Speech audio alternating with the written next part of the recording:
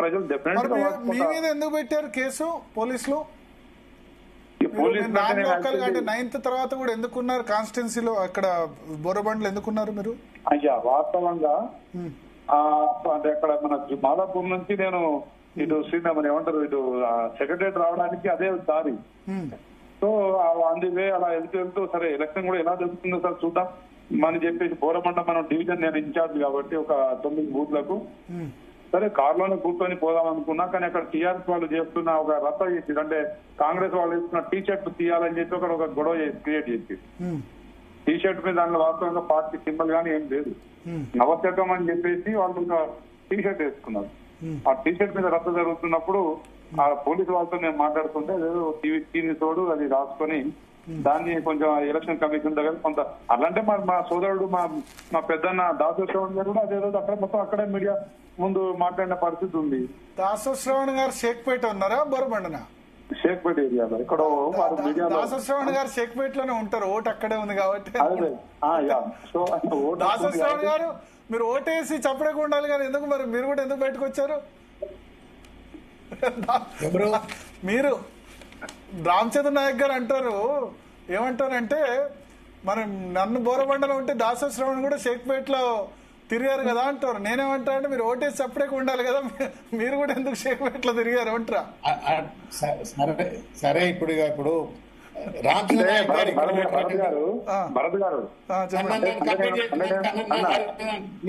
Divert చేస్తున్నారు. ఒక్కటే నిమిషం దోర్నకల్ ఎమ్మెల్యే నన్ను కంప్లీట్ చేయని మా అయ్యే ఒక్క నిమిషమే బంగారం, ఒక్క నిమిషం మా అన్న ఒక్క నిమిషం ఆయన మీ తర్వాత జస్ట్ 30 సెకండ్.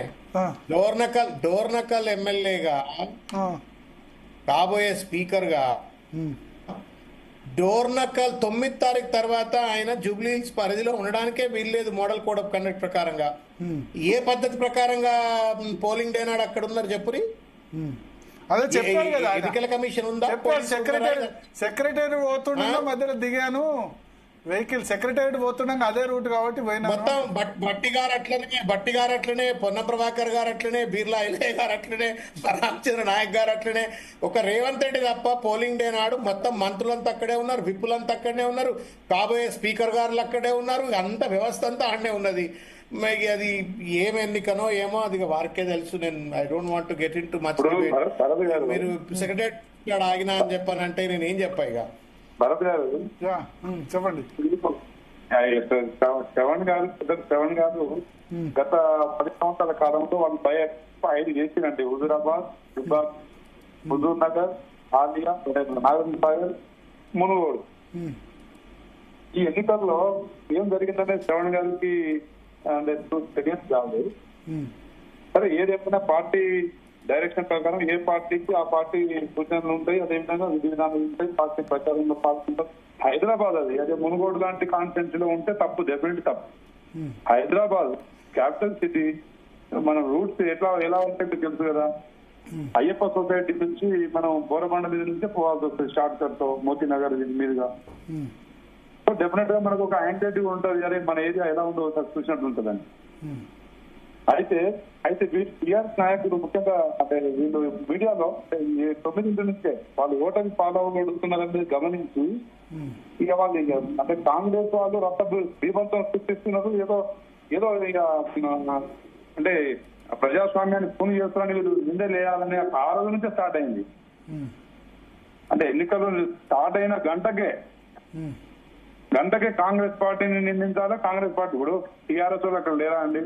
జగదీష్ రెడ్డి గారు అక్కడే ఉన్నారు, రవీంద్రరావు గారు అక్కడే తిరుగుతున్నారు, అందరు అక్కడే తిరుగుతున్నారు. తక్కిలపల్లి రవీంద్రరావు గారు చాలా మంది అక్కడ ప్రచారంలో, వివేకానంద గౌడ్ గారు కూడా అక్కడ తిరుగుతున్నారు. అయిపోయిందా? అంటే అయిపోయిన తర్వాత కూడా ఉన్నారా? 9th 10th కూడా ఉన్నారా? ఉన్నారు. ఎవరు అంటే ఎవరైనా ఇంట్లో ఉన్నారా? వారు అదే ఏరియాలో తిరుగుతూనే ఉన్నారు. ఎవరికి ఇచ్చిన విధులు వాళ్ళు నిర్వర్తిస్తూనే ఇలా ఎన్నికల సరళిని వాళ్ళు పరిశీలించుకుంటూనే తిరిగింది. సరే దొరికినోడు ఎట్లా బాధితులు అవుతారు కాబట్టి డెఫినెట్లీ ఇక మన కెమెరాలు వచ్చిన టీవీ కెమెరాలు చిక్కినాం కాబట్టి నా మీద కేసు పెట్టాలనే టీఆర్ఎస్ వాళ్ళు కక్షపూరితంగా పెట్టించిన కేసు అది. ఓకే.